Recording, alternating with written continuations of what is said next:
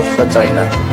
Ngayon, pag ayaw nila, then I will ask the Navy to bring me to the nearest boundary dyan sa Spratly, Scarborough. Bababa ako, sasakay ako ng jet ski, dala-dala ko yung flag ng Pilipino at pupunta ako doon sa airport nila, tapos itanim ko. Then I would say, this is ours and do what you want with me. Bahala na kayo. Apil tayo, lahat tayo nagudol, ikaw rin ay nagudol, degonyo, degonyo, degonyo. Apil tayo, lahat tayo nagudol, ikaw rin ay nagudol, degonyo, degonyo, degonyo. Ang nagkasimanga ko, tatapusin ang droga, pati na ang korupsyon at ang kriminalidad. Sa dami ng pangako, na wala siyang natupad, o ano ba yan? Siya ay isang puno lamang. If I am president, I would get rid of criminality, drugs, and corruption. Just give me 3 to 6 months and I will do it for you. I will deliver. Yan ang pangakong binitiwan ni Noy Presidential Spot. Apil tayo, lahat tayo'y nagudol, ikaw rin ay nagudol, degonyo, degonyo, degonyo. Apil tayo, lahat tayo'y nagudol, ikaw rin ay nagudol, ako rin ay nagudol. Apil tayo, lahat tayo'y nagudol, ikaw rin ay nagudol, ako rin ay nagudol. Buti na rin from. Naniwala naman kayo. Kampanya lang yan. Kumagat kayo. Ano? Bahala ka sa buhay nyo. Maraming salamat.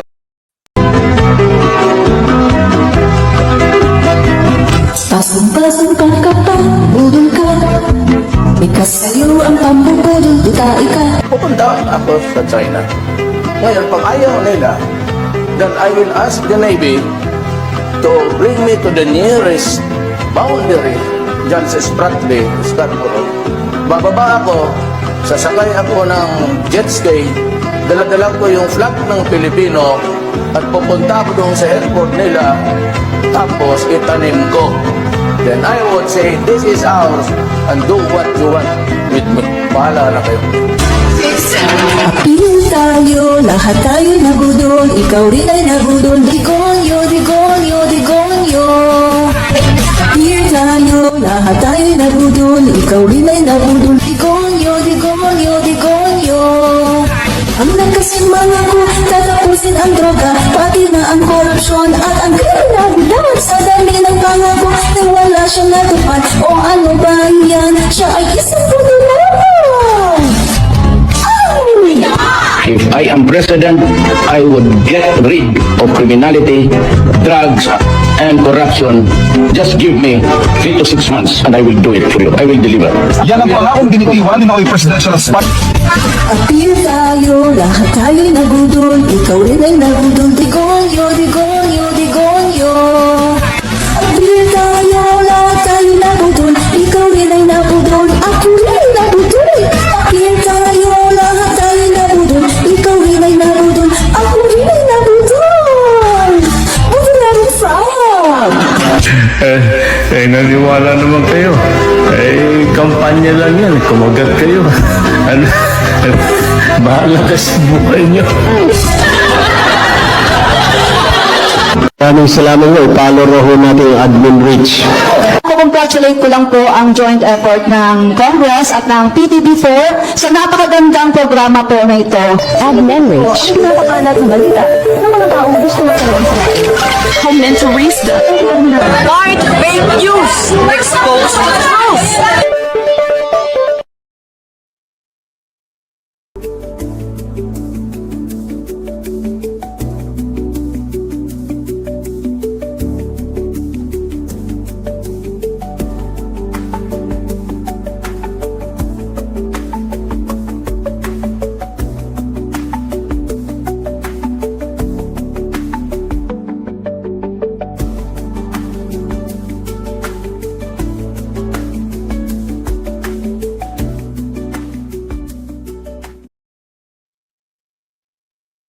Hello, mga kababayan, kamusta na po kayo? Ito po muli si Admin Rich, komentarista, no?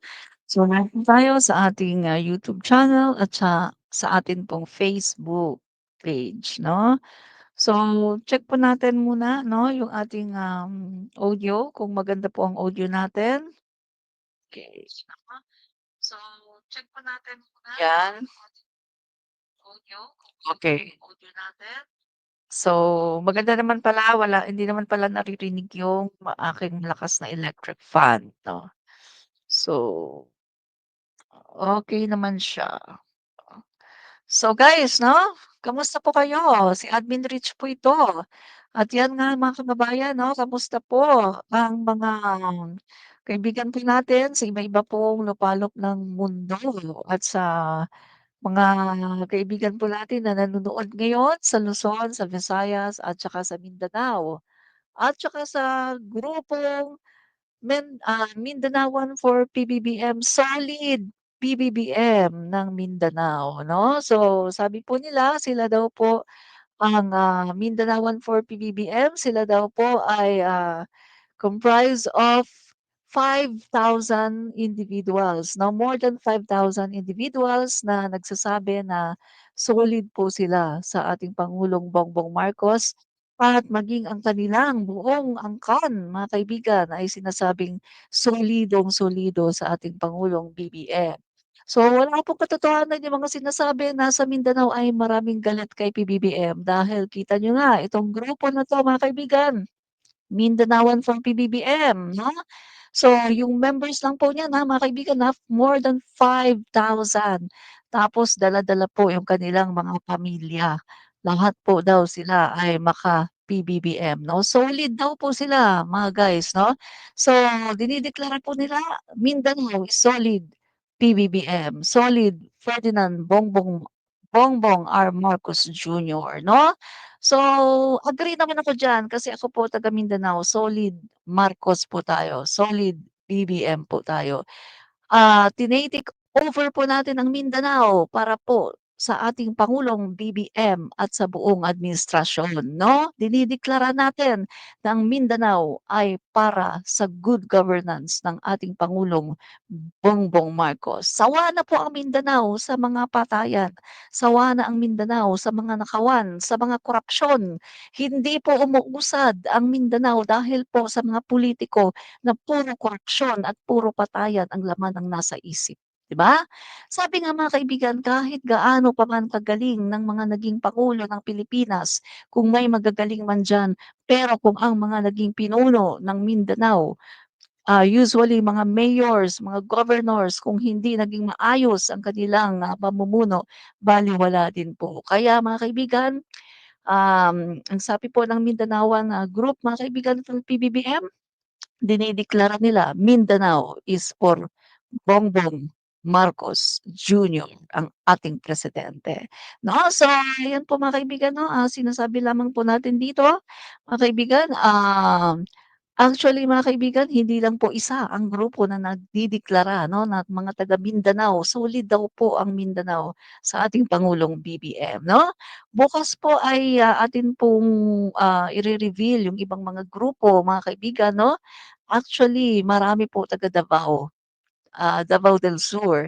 Pero sila po ay medyo, ah, hindi po muna magpapa-reveal ng kanilang grupo at kung sino-sino sila dahil hindi pa daw po tapos yung, eleksyon, 'no? Dahil alam niyo na mga kabayan, sila din po ay medyo, nag-aalangan sa kanilang buhay, 'no?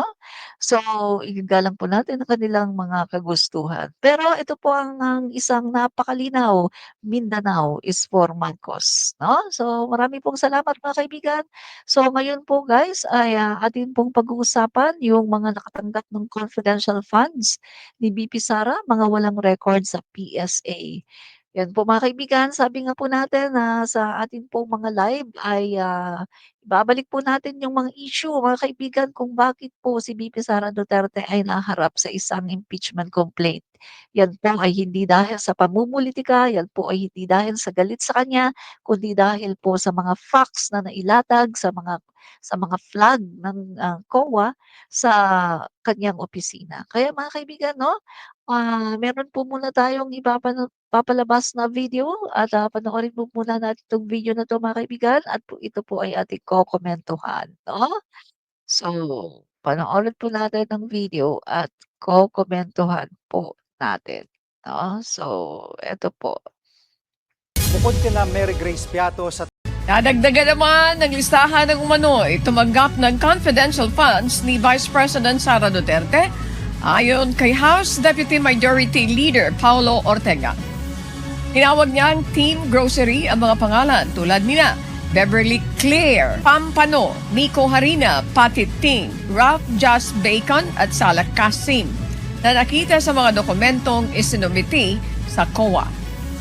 Ang mga pangalan ay lumutang sa gitna ng patuloy na investigasyon sa paggamit ng pondo ng Office of the Vice President. Samantala sinabi ni VP Duterte na hindi siya makapagkomento dahil hindi niya alam kung paano hinahawakan ng Kongreso ang ebidensya laban sa kanya.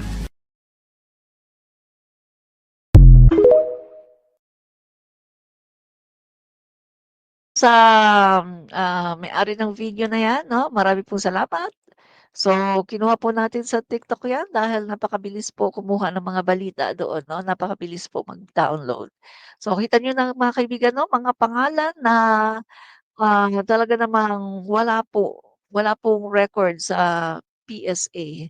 So, ibig po sabihin kapag walang record sa PSA, ito po ay gawa-gawang mga pangalan 'no, para po i-justify ang, confidential funds.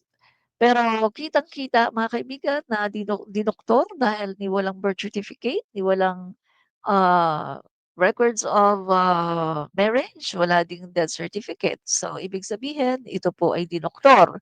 Sabi nga po ng isang Commissioner Heidi Mendoza na kung sinasabi nila na, "Ay kasi confidential 'yan, confidential, bawal sabihin kung sino." Pero ang sabi po ni Commissioner Heidi Mendoza 'no, former commissioner ng COA, si Heidi Mendoza ay obligado daw po ang opisina ni VP Sara Duterte para, ibigay yung listahan kung sino-sino ba yung mga nakatanggap ng confidential funds. Kasi ang gagawin daw po 'no, halimbawa, example na lang si Mary Grace Piatos, oh, nakalagay diyan, Mary Grace Piatos. Pero meron daw yang real name, yung tunay na pangalan, 'no? Usually daw merong, listahan ng mga tunay na pangalan at nakalagay dun yung kanilang mga aliases, 'no? At yan po ay ginagawa, nire-reveal po sa executive session ng Kongreso, 'di ba? Pero mga kaibigan, alam naman natin na even in the executive session ng Senado ay ayaw din pumayag ng, opisina ni Vice Presidente na i-reveal at wala po silang ma-provide na mga tunay na pangalan. Kasi nga naman mga kaibigan, kapag sila po ay nag-imbento pa rin ng mga tunay na pangalan or ginamit nila yung mga tunay na pangalan, aba, kapag tsinek yan, oh, ikaw ba, totoo ba? Halimbawa si Juan de la Cruz, o Juan de la Cruz, totoo ba na nakatanggap ka ng confidential funds? Eh, paano kung hindi naman totoo? Sasabihin ni Juan de la Cruz, "No, hindi naman ako yang si Kokoy Villamin na sinasabi nila. Hindi ako yan, hindi ako nakatanggap ng confidential funds," 'no? So, mabubuking din mga kaibigan. Kaya talagang wala po silang maipakita na real names, 'no? So, dito mga kaibigan, malinaw na malinaw. Kasi bakit wala kang maipakitang tunay na pangalan? So, ibig sabihin ay talagang ginawa niyo lang 'yan at meron ngang isang nagkomento na netizen mga kaibigan, malamang daw habang isinusulat nila yung mga pangalan na 'yan ay nagtatawanan sila. Eh, sino ba namang hindi matatawa? Mary Grace Piatos, Kokoy Villamin, meron pang mga amoy asim na mga pangalan, 'di ba? Katulad na lang ng sinasabi dito. Nadagdagan naman ng listahan ng umano'y tumanggap ng confidential funds ni Vice President Sara Duterte ayon kay House Deputy Majority Leader Paulo Ortega. Tinawag niyang Team Grocery ang mga pangalan tulad nina Beverly Claire, Pampano, Nico Harina, Patty Ting, Ralph Just Bacon at Sala Kasim na nakita sa Yan, mga mga dokumentong team isinumiti grocery. sa COA. Ang mga pangalan ay lumutang sa gitna ng patuloy na investigasyon sa paggamit ng pondo ng Office. O, kita niyo na, ayan naman Team Grocery yan, nung nakaraang, araw may mga Team Asim mga amoy asim, mga amoy suka. Okay, palabas pa natin 'tong isang video. Nadagdagan pa ang mga natuklasan na questionable at kakaibang pangalan ng mga binigay umano o binigyan umano ng confidential funds ng OVP o Office of the Vice President. Sa natin yan. Sa patuloy na paghimok ng Kamara sa Senado ng agarang impeachment trial laban kay Vice Presidente Sara Duterte, tila naiinip na ang iba nating mga kababayan sa tagalumano na pag-usad sa impeachment proceedings. Sa katunayan nga, ilang residente ang pabor at nananawa. Sandali, hindi yan. Bukod kina Mary Grace Piatos at Cocoy Villamin, 4 na ram pangalan pa ang nasa resibo ng opisina ni VP Yan, Sara so, Duterte na wala alam, naman guys. sa record ng Philippine Statistics Authority. Live mula sa Batasan, nasa frontline balita wala yan, sa record. si Marian Tingnan nyo. Enriquez. Marian, anong update dyan?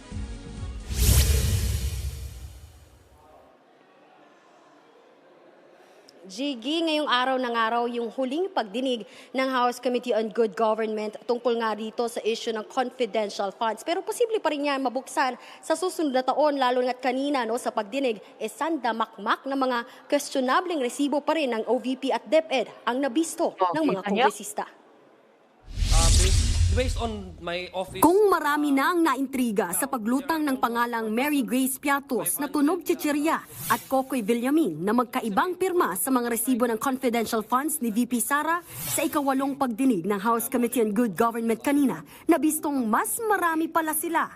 Nang ipasuri ang higit 600 pangalan ng iba pang nakatanggap ng confidential funds, lumabas na 405 ang walang record sa Philippine Statistics Authority o PSA. Dito, kanila pong sinasabi na out of 677 individuals, 405 ay walang birth certificate o walang record sa birth certificate o pwede nating sabihin na non-existent.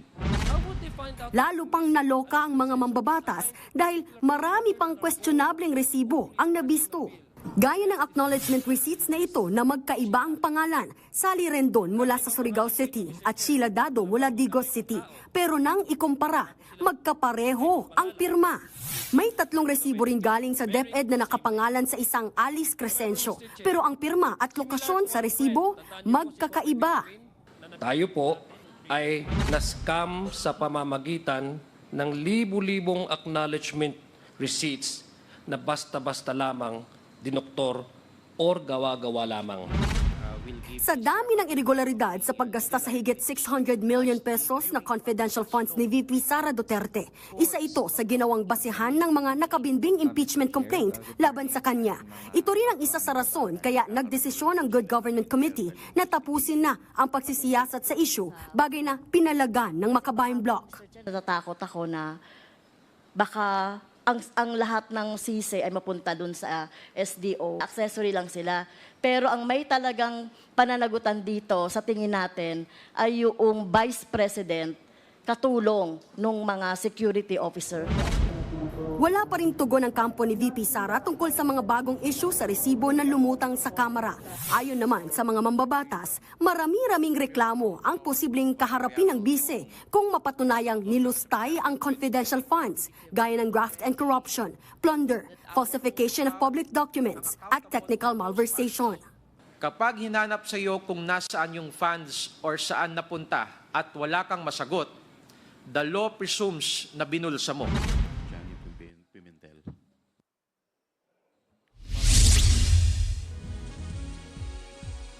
Jiggy, meron pa nga nasa 2,000 mga pangalan na isinumiti nga itong House Committee on Good Government dito sa PSA para ipa-verify. Ito raw yung mga nakatanggap ng mga confidential funds mula sa Office of the Vice President. Samantala, pinaubayan na rin nga ng komite yung pag-iimbestiga sa mga posibleng naging paglabag ni VP Sara at kanyang mga opisyal dito nga sa mga investigative bodies ng gobyerno. Yan muna ang latest. Balik sa inyo. Maraming salamat, Marian Enriquez.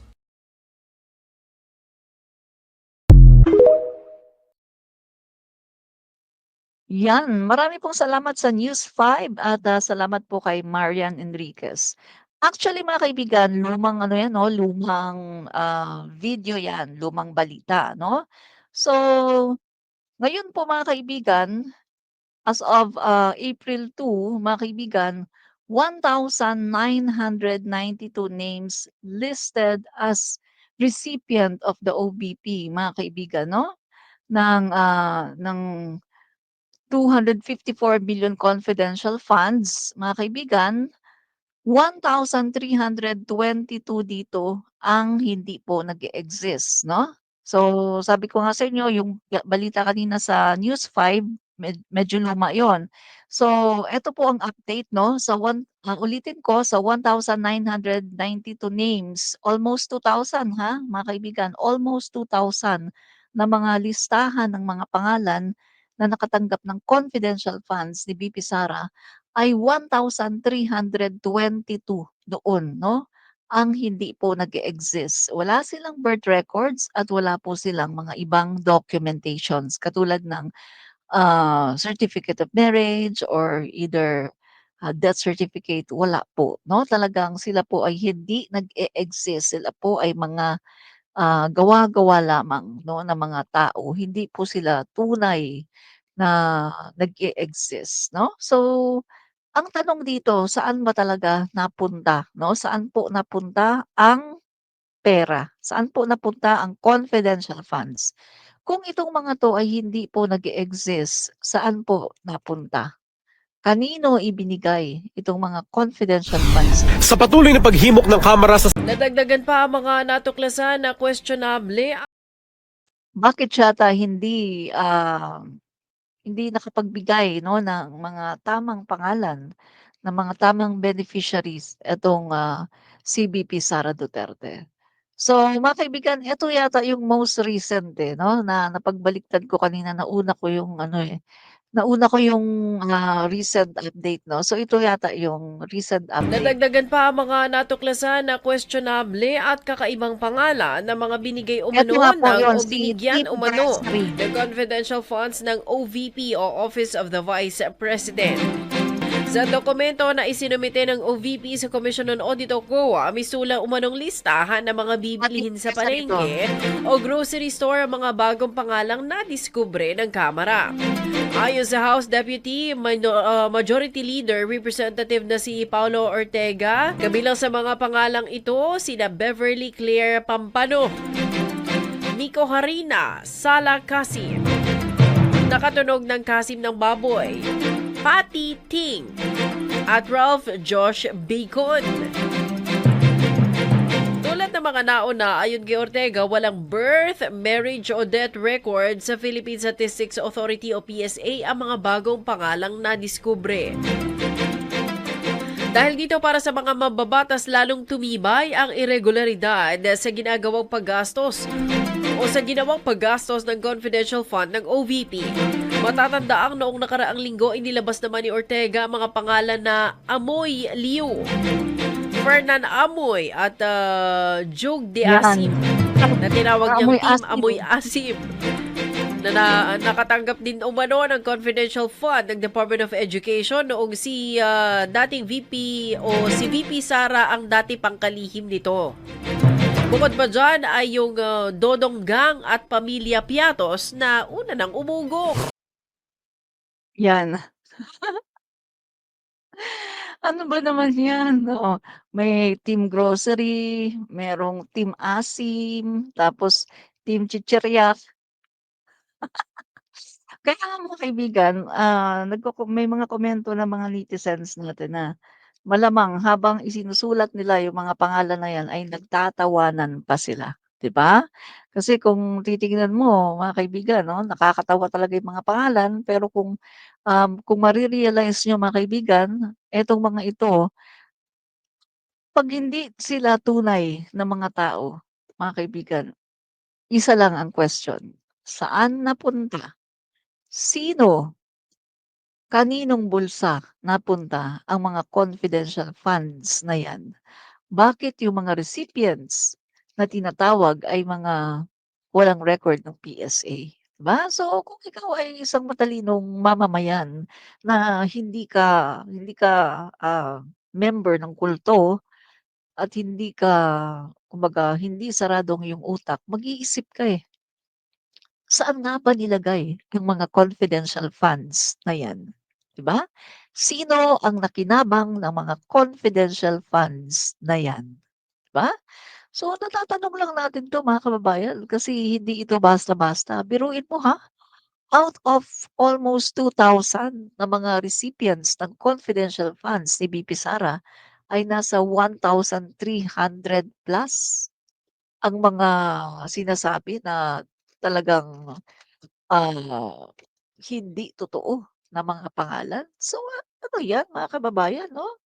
So, tingnan ulit natin, para baka nagkamali tayo 'no ng okey. So, mga kababayan, ah, out of 1,992 names listed as recipients of the OVP 'no, ang 1,322 did not exist, lacking birth records and other documentations. So 'yan, malinaw na malinaw mga kaibigan ang ating sinasabi na itong mga nakatanggap ng confidential funds ni VP Sara ay talagang mga walang records. So ano 'yan, oh, so malinaw ito po ay lokohan, 'di ba? Lokohan po ito, eh. Hindi po ito, matatawag na, good governance mga kaibigan. Kita niyo naman siguro si, VP Sara Duterte kapag nagsalita, marami daw ngayong nagugutom. Yan ang yan ang kanyang mga sinasabi na hindi ko talaga makalimutan, eh. Marami daw ngayong mga Pilipino ang nagugutom. Sabi niya sa isang interview, ang problema ngayon, gutom ang mga Pilipino. Yan, meron siyang ganyang statement 'no? Sayang lang at hindi ko, nailagay dito mga kaibigan 'no? Sana nai-post ko yan sa aking TikTok. Sinasabi niya tahasa na ang problema daw ngayon gutom ang mga Filipino. Well, ang tanong natin, bakit? Unang-una, sa panahon ba ng tatay mo, busog ba ang mga Pilipino? My God, grabe ang gutom ng mga Filipino sa panahon ng tatay mo, 'di ba? Kita mo nga bigas pa nga lang na ipinangako niya na, ₱7 per kilo. Pero anong nangyari? Oh, ang bigas po 75, 70 to ₱100 sa kanyang kapanahunan. Oh, so yung kanyang mga sinasabi ay hindi po makatotohanan 'no, wala pong katotohanan yung kanyang mga sinasabi. At eto din po si, VP Sara Duterte sa sinasabi niya na, kesyo ang pangulo natin ay hindi marunong maging pangulo at yung sinasabi niya na gutom ang Pilipino ngayon, aba, gutom ang Pilipino ngayon, kahapon nga lang 'di ba, kahapon lang. Ano ba yung ibinalita ko kahapon? Eh, tingnan natin, ano ba yung balita kahapon? O yan VP Sara should take full responsibility, House leaders. Ano yan? Anong responsibility yan na dapat niyang i-take, mga kaibigan? Ito yung, you know, 5.6 billion in food supplies that went to waste during her tenure as Secretary of the Department of Education. So yan po yan 'no, sa panahon po ni VP Sara Duterte na nasayang po 'no, ang 5.6 billion para po yan sa feeding program ng, DepEd. Dahil nga po mga kaibigan, yan po ay mga na-deliver na mga, ah, Nutriban na merong amag, may insekto at, yung gatas naman na panis 'no. So at yung iba naman hindi na i-deliver at et cetera. Ang daming mga problema. So yan ba yung ipapalit niyo mga DDS? Yan ba ang gusto niyong ipalit sa ating pangulo? Na pinapaalis niyo ang pangulo natin? Aba, kung 'yan ang ipapalit niyo 'no, 'wag na lang 'no, 'wag na lang. Dahil kita mo naman 'di ba, kung gaano yung mga kalokohan pinaggagawa niya sa kanyang departamento. Yan nga Nadagdagan naman ng listahan ng umano'y tumanggap ng confidential funds ni Vice President Sara Duterte ayon kay House Deputy Majority Leader Paulo Ortega. Tinawag niyang Team Grocery ang mga pangalan tulad nina Beverly Claire, Pampano, Nico Harina, Patty Ting, Ralph Just Bacon at Salak Kasim na nakita sa mga dokumentong isinumiti sa COA. Ang mga pangalan ay lumutang sa gitna ng patuloy na investigasyon sa paggamit ng pondo ng Office of the Vice President. Samantala sinabi ni VP Duterte na hindi siya makapagkomento dahil hindi niya alam kung paano hinahawakan ng Kongreso ang ebidensya laban sa kanya.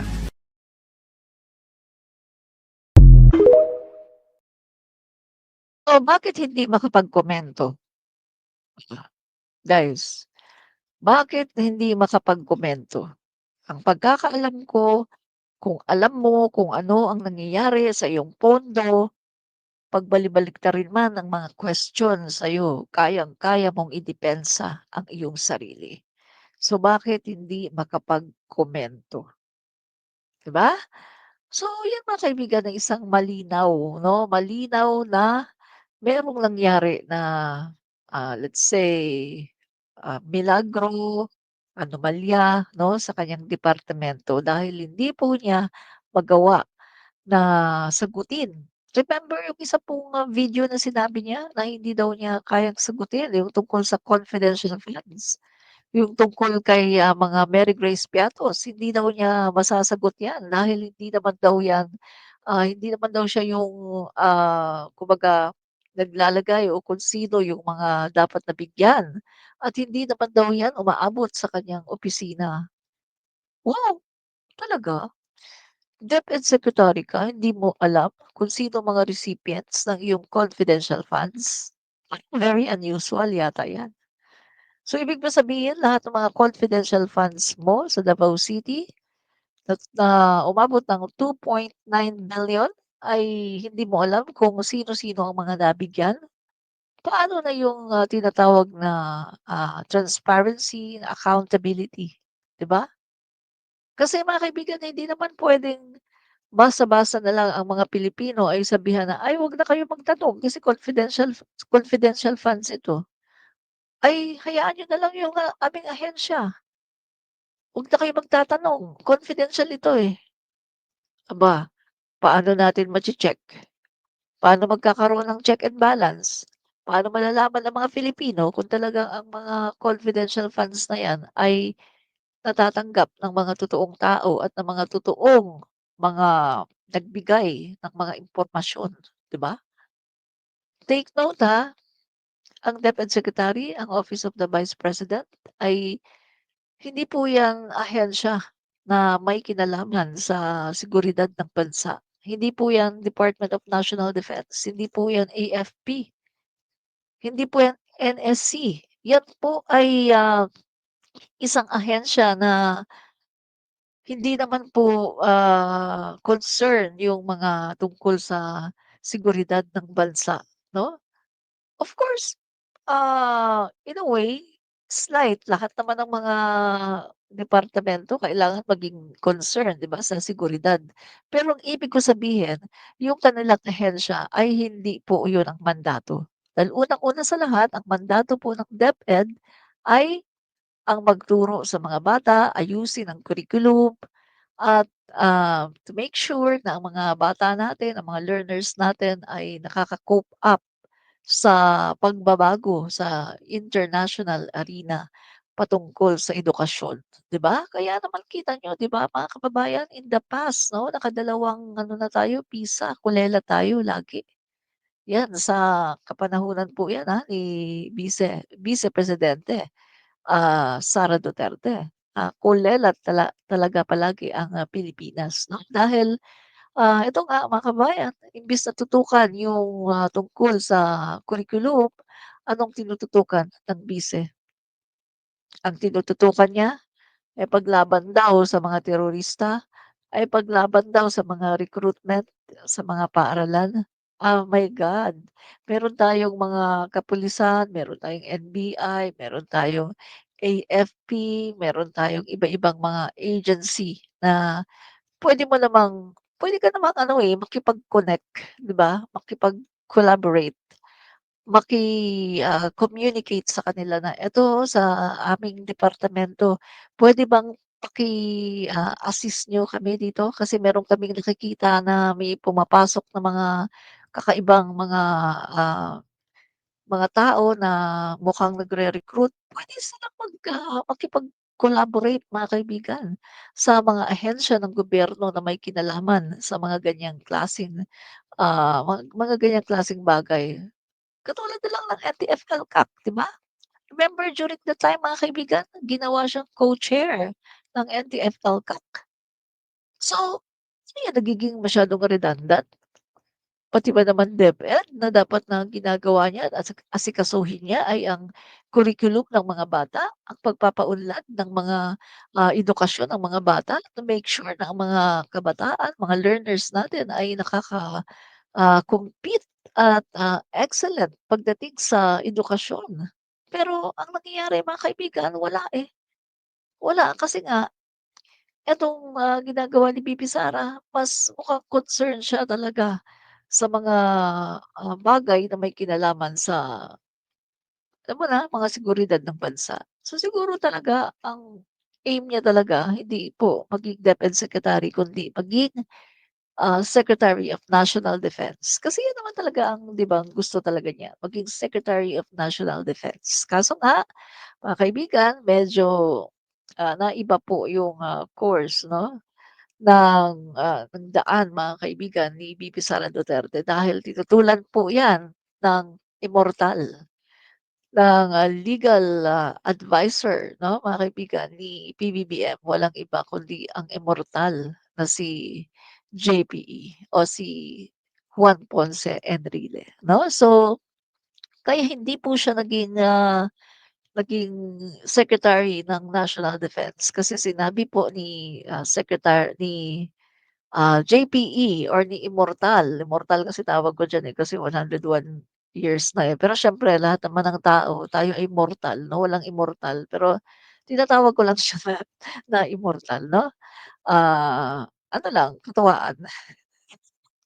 So, 'yan din kasi ang tawag sa kanya ng iba 'no, immortal. So, eto pong, pinaniwalaan po ni PBBM, yung sinasabi nga po ni JPE na wag nang wag nang gawing, Secretary ng National Defense si VP Sara kasi nga ito ay delikado at very, temptus mga kaibigan 'no, mate-tempt itong si VP Sara na baka magkudeta, agawin ang kapangyarihan. Which is mga kaibigan ay nakikita natin, 'di ba?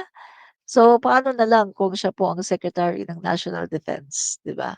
So, mahirap po talaga 'yun. So, mabuti na lang mga kaibigan at, andiyan po ang immortal at siya po ay patuloy na nagbibigay ng mga words of wisdom, mga advices na makabuluhan sa ating pangulo 'no, at siya po ay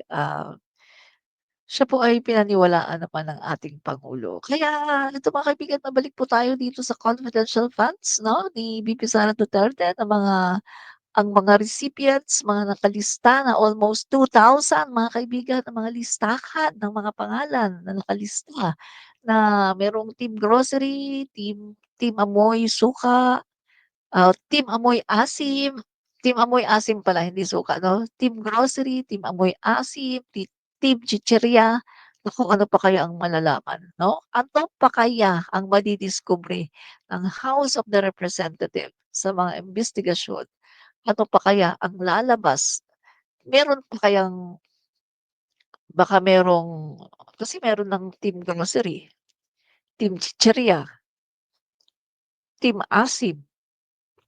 Baka merong mga iba-ibang mga klaseng team, 'di ba? Team basketball, baka may gano'n. Team volleyball o kahit ano-anong mga team.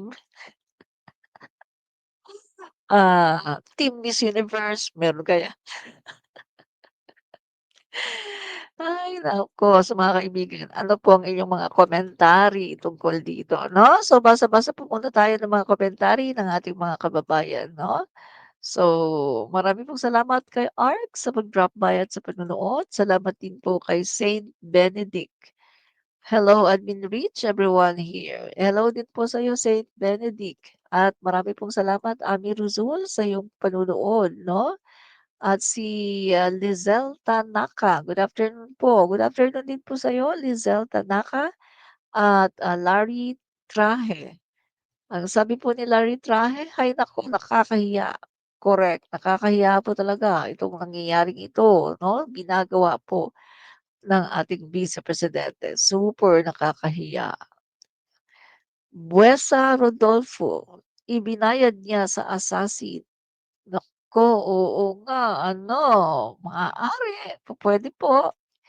Ida Miguel, watching from Qatar. Hi, hello Ida Miguel, maraming salamat. Kamusta po kayo diyan? At, ano pong balita niyo doon sa mga nakulong na mga OFW diyan sa Qatar dahil po sa pagra-rally, 'no? So, mga kababayan, salamat po, 'no, sa pagsama sa ating live streaming at, mga kaibigan, 'no, um wrap up na po tayo. Conclusion po natin tungkol dito sa ating, topic, mga nakatanggap ng confidential funds si VP Sara, mga walang record sa PSA. Okay, magbigay po tayo ng ating conclusion, 'no? Eto mga kaibigan, isa ito sa mga dapat, patunayan ng ating, Vice Presidente, 'no? Ano ba ang mga nangyari dito? Bakit ginamit ang mga pangalan, mga aliases na 'to, pagkatapos wala naman palang totoong records ng mga pangalan, 'no? Kasi sabi nga po ni, dating Commissioner Heidi Mendoza, puwede naman talaga na maglagay ng mga aliases. Pero, ah, ang opisina po ni VP Sara Duterte ay obligado. Sabi po niya, obligado daw ang opisina ni VP Sara Duterte na ibigay ang mga tunay na pangalan. Sila-sila lang naman yun, sa executive session ng Kongreso. So, bakit po hindi yata magawa ng opisina, 'no, ni Vice Presidente Sara Duterte?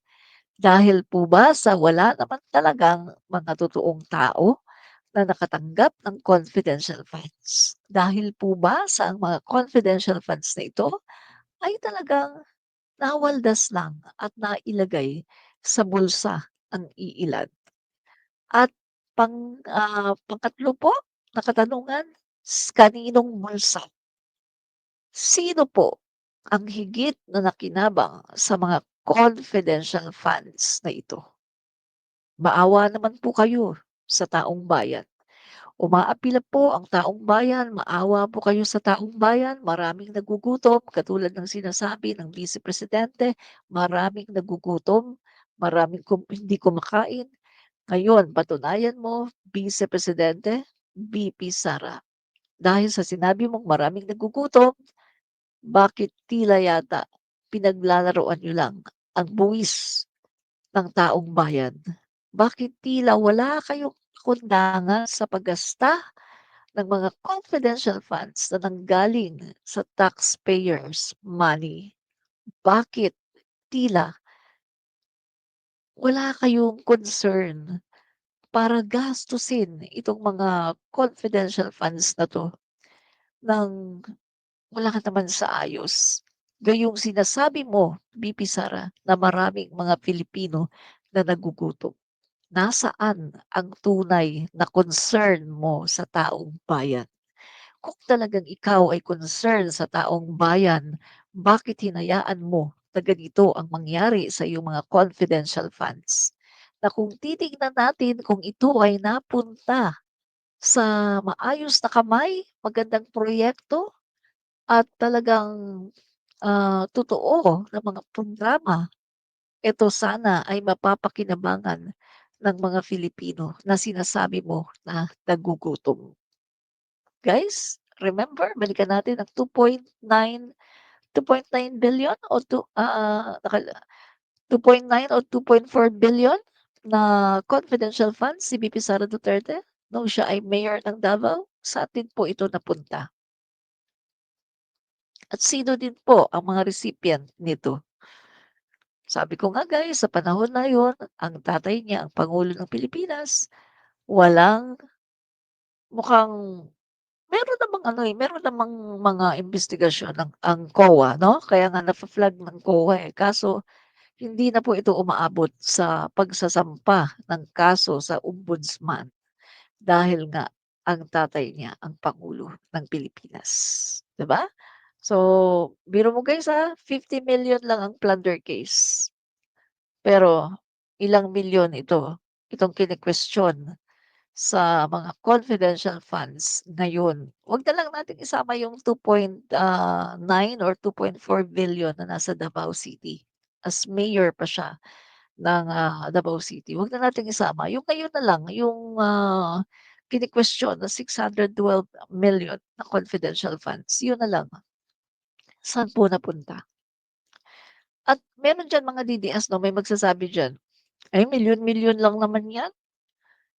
Yung iba nga bilyon, milyon lang naman 'yan tapos kine-question niyo? Eto ang sinasabi ko nga 'di ba, maliit o malaki, the same pagnanakaw.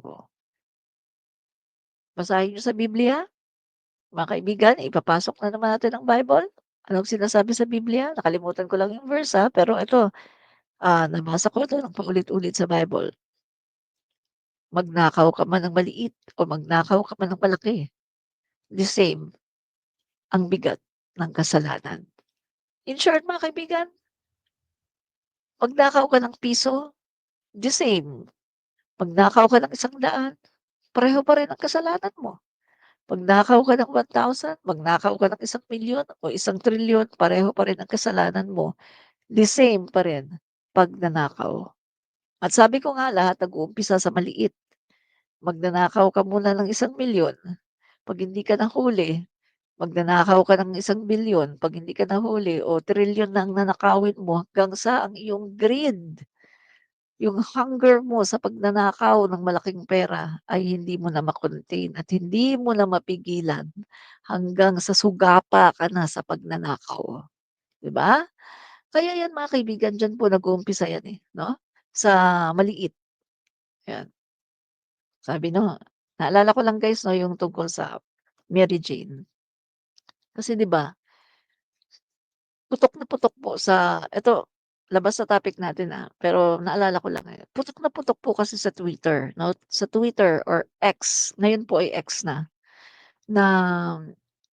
di umano itong si, ah, Kitty 'no, na kapatid po ni VP Sara Duterte kay, Avancenia 'no, anak ni Hanelet. Di umano mga kaibigan, si Kitty daw ay confirm. Sabi po, nababasa ko sa ano, nababasa ko sa Twitter or X. Confirm daw di umano na si Kitty ay talagang wake and bake di umano, na nagme-Mary Jane, 'no? At meron pong mga DDS na nagsasabi na, okey lang naman wala namang masama sa Mary Jane kasi ano naman 'yan, legal nga 'yan, sa ibang mga bansa, eh. Correct naman siya dun, 'no? Sa iba pong bansa katulad na lang ng the Netherlands, oh, guys nasa The Hague siya ngayon, malaya, libre dun mga kaibigan, walang manghuhuli sa'yo. Kasi legalize po doon ang MJ, legalize po dun ang Mary Jane.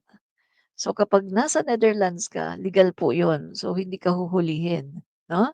So ito pong sinasabi ng mga DDS, maraming mga bansa ngayon legal naman yung Mary Jane, hindi naman masama yan. Jina-justify po nila yung pagwe-wake and bake or pag-i-MJ di umano 'no, ni Kitty, yan. Yan po, So, ngayon ang sabi ko naman, okey, kung sa ibang bansa legal, sa Pilipinas illegal ang MJ. So, ibig sabihin bawal pa rin yun kasi illegal po dito ang MJ. Hindi po, hindi po accepted ang MJ dito sa bansa natin, 'no? Illegal po yun. Pangalawa, kung sinasabi nitong ibang mga DDS na okey lang daw yun kasi MJ lang daw. Aba, diyan nga yan nag-uumpisa, eh. Una muna 'no, una muna titikim ka ng cigarette, oh. Tapos kapag medyo hindi ka na-satisfy, medyo gusto mong maganda-ganda yung tama, di umano, MJ naman. Tapos medyo parang naghahanap ka pa ng more 'no, more satisfaction kaysa dun sa MJ. Ta-try ka na ng iba, tapos yung S, kaso parang hindi ka satisfy, gusto mong i-try yung iba. Hanggang doon ka na sa rich man 'no, yung sinasabi nila na C, C or Coke. Alam niyo na 'yan kung anong Coke. 'Pag sinabing Coke, alam niyo na 'yun. Oh, 'di ba? Oo. Bulong lang natin kasi alam mo si YouTube medyo mahigpit sa mga ganyang bagay 'no, Coke. So, alam mo na 'yun. Nag-umpisa ka sa sigarilyo, tapos hindi ka na-satisfy, nag-MJ ka, tapos hindi ka na-satisfy, nag-S ka, tapos hanggang sa, mayaman ka naman, marami kang pambili. Oh, ang ginamit mo na, Coke. Oh, 'di ba? Kaya sabi ko sa inyo, kung sasabihin ng ibang DDS, "Ay, MJ lang naman 'yan, okey lang 'yan, eh." Ha? Kung sa ngayon MJ lang, paano na sa kinabukasan? Paano na sa mga susunod? Oo, diyan nag-uumpisa 'yan. Yung ano muna, yung mga maliit muna 'no, sa maliit muna.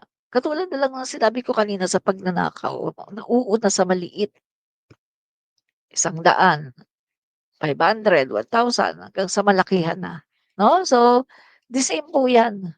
Wala pong exempted diyan porke maliit ang ninakaw ay okey lang 'yun.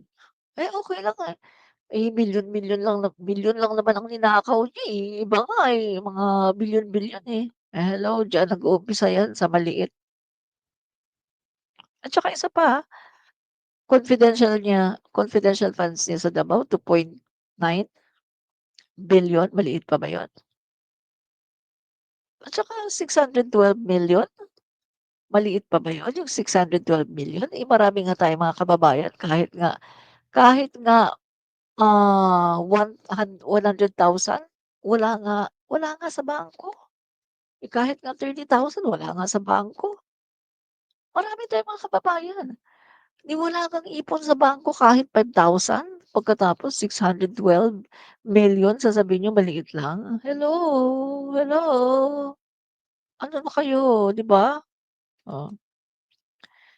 May-an M. Estrella, hindi talaga puwedeng maging official pa 'yan ng gobyerno kasi masasalaulan na ng husto ang mga batas, pantao at bansa. Ay, tumpak po kayo. Correct po kayo diyan 'no, kaya hindi po talaga siya pupuwede na maging government official. Kasi po masasalaula ang mga batas at ang gobyerno kasi hindi po sila marunong sumunod sa batas ng tao at sa batas ng Diyos, 'no? Correct. Josephine Falcon Mandurugas, si Sara Duterte. Tumpak. Mandurugas. Mandurugas. Correct, oo, 'yan. So, nakakahiya talaga 'no? So, mga kababayan, maraming pong salamat sa mga, nanood. Thank you guys 'no, sa lahat po ng nanood ng ating live streaming ngayon at sa mga hindi pa po nakapag-like, mag-like na po kayo at kung nais po ninyo paki-share na rin po 'no, sa inyong mga wall, sa inyong mga friends. Maraming po salamat. Ito po muli si Admin Rich Comentarista, laging nagsasabing, "Fight fake news, expose the truth. In order for you to fight fake news, you have to expose the truth." Marami pong salamat. Admin Rich Comentarista, YouTube, TikTok, Facebook, the same lang po, Admin Rich. Bye-bye. God bless. Bye po. Bye.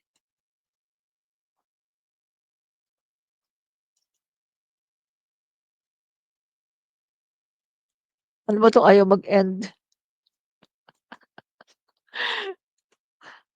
'Yan.